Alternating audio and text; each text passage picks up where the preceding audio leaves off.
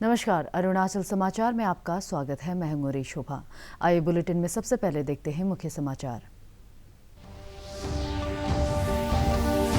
अपर सुबनसिरी जिले के नाचो में लापता हुए 5 युवाओं की सुरक्षित वापसी। चीन की पीपल्स लिबरेशन आर्मी ने अंजाव जिले के किबीथू में 5 युवकों को भारतीय सेना को सौंपा।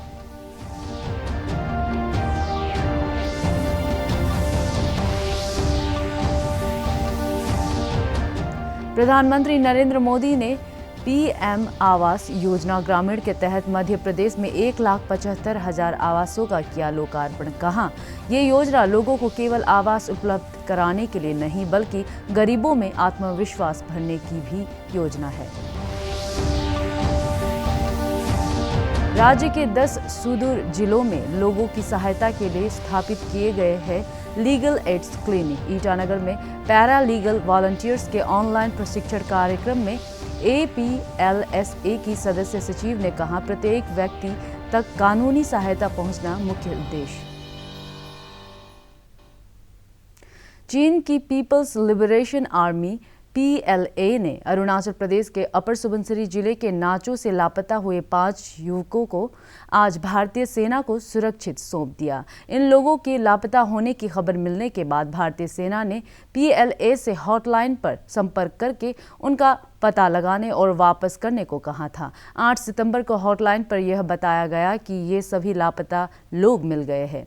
भारतीय सेना ने आज सभी औपचारिकताएं पूरी करने के बाद अंजाव जिले के किबीथू में इन 5 लोगों को वापस लिया। इन सबको कोविड-19 दिशा निर्देशों के तहत इन 5 को 14 दिन के क्वारंटीन में रखा जाएगा और उसके बाद उनके परिवार को सौंप दिया जाएगा। उल्लेखनीय है कि ये सभी स्थानीय युवा नाचो के जंगल में गए थे, जहां वे 2 सितंबर से लापता हो गए थे। सेना के प्रवक्ता के अनुसार ये 5 युवक स्वस्थ हैं। प्रधानमंत्री नरेंद्र मोदी ने प्रधानमंत्री आवास योजना ग्रामीण के तहत मध्य प्रदेश में 12,000 गांवों में 1,75,000 आवासों का लोकार्पण किया। प्रधानमंत्री ने गृह प्रवेशम पट्टिका जारी की और एक साथ सभी घरों का लोकार्पण किया। योजना के तहत घर पाने वालों से बातचीत करते हुए प्रधानमंत्री ने कहा कि सरकार गरीबों की समस्याएं दूर करने के लिए हर संभव कार्य कर रही है। इस मौके पर प्रधानमंत्री ने कहा कि प्रधानमंत्री आवास योजना सिर्फ लोगों को आवास उपलब्ध कराने के लिए नहीं है बल्कि ये गरीबों में आत्मविश्वास भरने की भी है, ताकि वे रोजमर्रा के संघर्ष को बेहतर भविष्य के निर्माण पर ध्यान केंद्रित कर सके और चैन की नींद सो सके।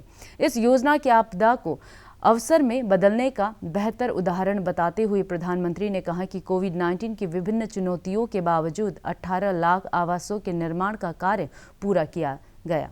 इनमें से 1,75,000 आवास मध्य प्रदेश में ही बनाए गए हैं और निर्माण कार्य 125 दिन के बजाय 35 से 40 दिन में ही पूरा कर लिया गया। एक बहुत बड़ी विशेषता है उसका इंद्रधनुषी स्वरूप। जैसे इंद्रधनुष में अलग अलग रंग होते हैं, वैसे ही प्रधानमंत्री आवास योजना के तहत बनने वाले घरों के भी अपने ही रंग है। अब गरीब को सिर्फ घर ही नहीं मिल रहा है, बल्कि घर के साथ साथ शौचालय भी मिल रहा है, उज्ज्वला का गैस कनेक्शन भी मिल रहा है, सौभाग्य योजना का बिजली कनेक्शन, उजाला का LED बल्ब, पानी का कनेक्शन, सब कुछ घर के साथ ही मिल रहा है। यानी पीएम आवास योजना के आधार पर ही अनेक योजनाओं का लाभ लाभार्थी को सीधे मिले, ये देखा जा रहा है। ये जो योजना है वो सिर्फ मकान बनाने की योजना नहीं है, बल्कि गरीब को आत्मविश्वास देने की योजना है, ताकि वो छोटी छोटी समस्याओं जैसे घर, बिजली, पानी, ईंधन, ये रोजमर्रा की जो जद्दोजहद है ना, उससे वो बाहर निकलकर अपने काम में, अपने भविष्य के लिए, अपनी प्रगति के लिए अपना पूरा ध्यान लगा सके। कोविड-19 से पिछले 24 घंटों में 81,500 से ज्यादा मरीज स्वस्थ हुए हैं। एक दिन में ठीक होने वालों की यह सबसे अधिक संख्या है। देश में अब तक 36,24,000 से ज्यादा लोग वायरस संक्रमण से स्वस्थ हो चुके हैं। स्वस्थ होने वालों की दर 77.77% है। स्वास्थ्य मंत्रालय ने कहा है कि स्वस्थ होने वालों और सक्रिय मामलों की संख्या में तेजी से अंतर आ रहा है। कुल संक्रमित मरीजों में से 3/4 मरीज स्वस्थ हो चुके हैं, जबकि 1/4 मामले अभी सक्रिय हैं। स्वस्थ होने वालों की संख्या में लगातार वृद्धि होने से अब कुल पॉजिटिव मामलों की संख्या 20.56% रह गई है। स्वस्थ होने वालों की संख्या सक्रिय मामलों से लगभग 4 गुना अधिक है। पिछले 29 दिनों में स्वस्थ होने वालों की संख्या में अभूतपूर्व वृद्धि हुई है। पिछले 24 घंटों में 97,570 नए मामले आने से कुल मामलों की संख्या 46,59,985 हो गई है।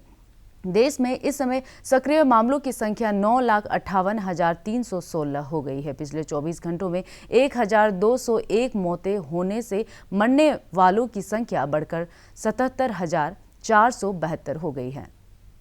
अरुणाचल प्रदेश में शुक्रवार को कोविड संक्रमण के 154 नए मामले दर्ज किए गए हैं और इसी दौरान 121 कोविड रोगियों को स्वस्थ होने के बाद उन्हें अस्पतालों से छुट्टी दे दी गई। कल आने वाले नए मामलों में राजधानी ईटानगर से 70, पापुमपारे जिले से 18, ईस्ट सियांग और वेस्ट सियांग से 10-10, लोअर सुबनसिरी जिले से 9, चांगलांग जिले से 6, लेपारादा से 5, कुरुम कुमे से लोअर दिबांग वैली और अपर सियांग जिले से कोविड संक्रमण के 4 मामले सामने आए हैं, जबकि लोअर सियांग जिले से 3, अपर सुबनसिरी और ईस्ट कामेंग जिले से 2-2, नामसाई, तवांग, वेस्ट कामेंग और सियांग जिले से कोविड पॉजिटिव का एक नया मामला मिला है। राज्य में कोविड संक्रमण की सक्रिय मामलों की संख्या 1,689 हो गई है। इधर राजधानी ईटानगर के चिंपू कोविड डेडिकेटेड अस्पताल में इलाज करा रहे शिक्षा मंत्री ताबा तेदिर को स्वस्थ होने के बाद आज उन्हें अस्पताल से छुट्टी दे दी गई है। श्री तेदिर ने अस्पताल में उपलब्ध चिकित्सा व्यवस्था की सराहना की है। इसलिए मैं जो डॉक्टर्स है, नर्सिंग स्टाफ है, उन सबको बहुत बधाई देता हूँ, शुक्रगुजार हूँ। उन्होंने बहुत अच्छे से केयर लिया। मैं जब आईसीयू से निकला उसके बाद से मैं अपना दिनचर्या के जो सुबह उठ के योगा करना, जो विलोम अनुलोम जो करना है, योगा करना मैंने शुरुआत किया। और साथ ही साथ अपनी जो भी कहानियाँ पढ़ना है, छोटे छोटे किताब, हमारा सर्व शिक्षा अभियान की बहुत सा किताब हमने लेके आया और अरुणाचल के जितने भी 30 ट्राइब्स के जितने भी शॉर्ट स्टोरीज़ हैं उनको मैंने पढ़ाई किया, काफ़ी अध्ययन किया इन 4-5 दिन में। ऑनरेबल एजुकेशन मिनिस्टर को डिस्चार्ज कर दिया बिकॉज ही रिकवर्ड। वो बहुत ही अच्छा पेशेंट था, very cooperative. Initial 5 days ICU में रहा, फिर आफ्टर इम्प्रूवमेंट हमने उसको नॉर्मल वार्ड में शिफ्ट किया। उसका एडवाइस वगैरह जो सब very cooperative. He was a very good patient. कैसे उठ खड़े हैं हम, आपके योगदान से बढ़ रहे हैं हम। मुश्किलों के दौर में भी खुद पर निर्भर हैं, स्वास्थ्य सर्वोपरि कर योद्धा से लड़ रहे हैं हम। नव भारत की ताकत बन रहे हैं हम। इन चुनौतियों में भी रुका नहीं विकास, डट कर खड़े रहे रक्षक हमारे, पूरी हो रही है जीतने की आस। आत्मनिर्भर भारत बना रहे हैं हम, आपके योगदान से बढ़ रहे हैं हम। आपका दिया गया आयकर भारत को देता है हर पल ताकत। अपने अग्रिम कर की दूसरी किश्त अदा करें 15 सितंबर 2020 तक, क्योंकि प्रत्येक आयकर दाता है राष्ट्र निर्माता।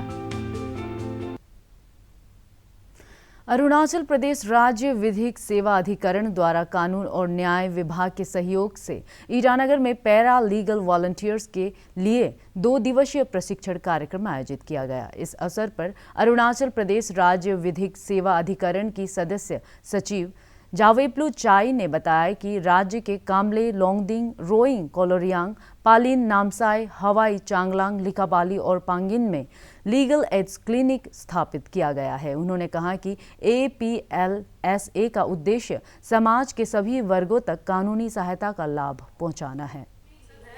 हमारे जो समाज के कमज़ोर वर्ग के लोगों हैं उन लोगों को फ्री और कॉम्पिटेंट लीगल सर्विसेज दे सके, और हमें ये देखना चाहिए कि कोई भी आदमी फ्री लीगल सर्विस से दूर नहीं रहना चाहिए, वंचित नहीं रहना चाहिए।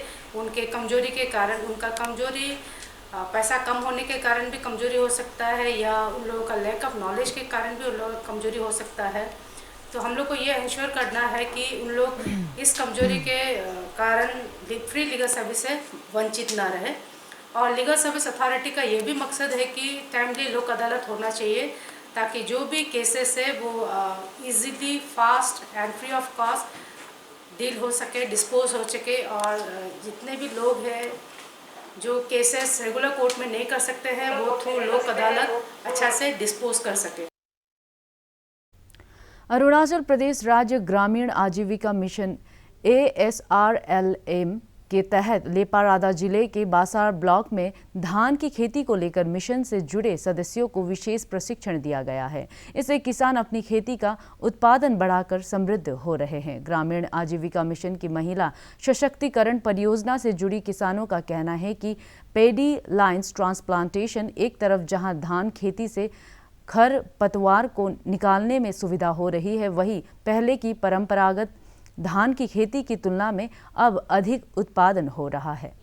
लाइन प्लांटेशन में करेगा तो किस तरफ से डेवलपमेंट आता है, किस तरफ से फायदा होता है, मैं उसी का द्वारा मैं आप लोगों को थोड़ा सा शेयर करना चाह रही हूँ। सफा करने के लिए भी आप लोगों को कोई तकलीफ नहीं होता है। वहाँ में लाइन में आप वो जो जाके सफा कर सकता है, या एक मतलब सफा करने वाला भी मिलता है। लाइन प्लांटेशन में आप लोग को कोई भी तकलीफ नहीं होता है, और ये आप लोग का घुटना दर्द, पीठ दर्द, ये सब, और हाथ का दर्द, ये सब, और हाथ को झुकने ही नहीं देता है कि आपको मशीन से आप आराम से कर सकते हैं। उसका बाद वो ये लाइन प्लांटेशन करने से एक ग्रोथ इस तरह से हो जाता है। देखिए ये है ग्रोथ, यहाँ में हम लोगों ने इस बार भी हम लोग ने किया है। ये देखिए इसका इतना ज़्यादा प्लांट निकाल जाता है। यहाँ में आप लोग प्लांटेशन करने से यही ध्यान में रखिए कि 2 से ज़्यादा मत डालिए। यहाँ में 2-1 करके इसको विजन को।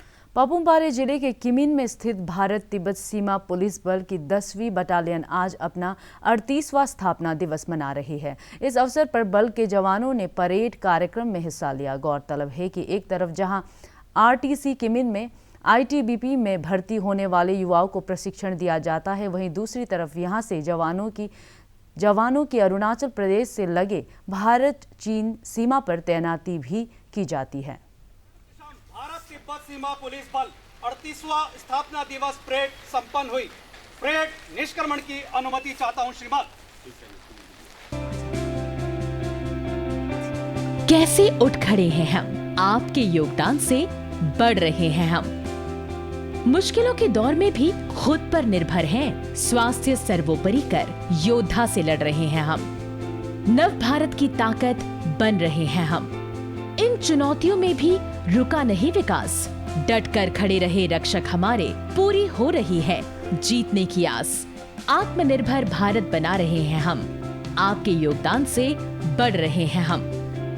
आपका दिया गया आयकर भारत को देता है हर पल ताकत। अपने अग्रिम कर की दूसरी किश्त अदा करें 15 सितंबर 2020 तक, क्योंकि प्रत्येक आयकर दाता है राष्ट्र निर्माता।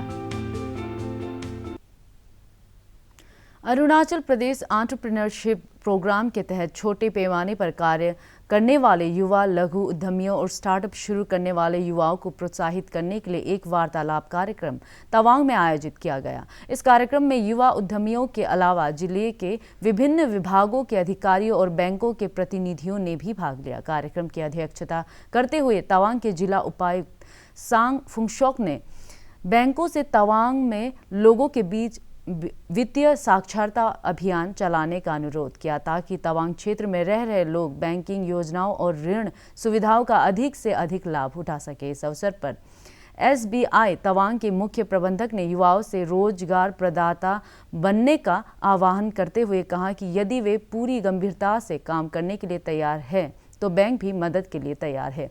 इस अवसर पर छोटे कारोबारियों और युवा उद्यमियों द्वारा पूछे गए सवालों का संबंधित विभागों के अधिकारियों ने जवाब दिया और उनकी शंकाओं का समाधान किया।